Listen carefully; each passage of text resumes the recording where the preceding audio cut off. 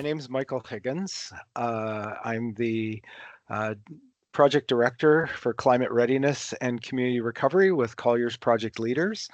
And I guess to describe my experience, I've been almost 38 or 40, getting close to 38, 39 years in the field in general. Worked for the federal government, provincial governments, territorial governments, local governments. I worked in public safety, firefighting, both structural and wildland. Well, I really think that there's a huge opportunity here to learn from each other. One of the things that I've learned in my time with Colliers Project Leaders is that by using this structured approach that we have to project management, there's almost no circumstance that can't be broken down into smaller modular components of a project that allows you to move forward. I know in BC, as an example, we've got the new Emergency Management and Disaster Act that's just come in as of November of last year. And it's gone from a document that was maybe 12 to 17 pages to about 120 pages.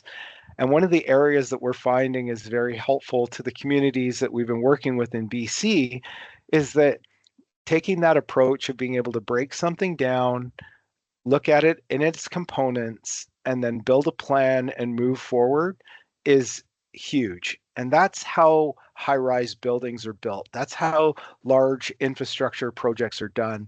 There's no reason why a similar approach can't be used and has been validated to be successful within the emergency management and public safety services. Last week, we had a meeting of the panel for the first time in a virtual environment, and we discussed a whole gamut of things, but one of the things that came to the top of the pile was leadership, the ability to lead through recovery operations.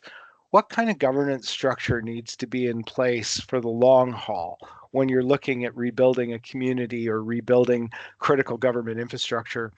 How can you leverage funding? How can you leverage opportunity? How can you build back better? The concept of over the horizon thinking when it comes to mitigation and preparedness. So by taking the examples of what's happened in response, looking at them from a lens of recovery, moving them into preparedness and mitigation, what does that look like for a community, not only today, but 7 years out, 15 years out?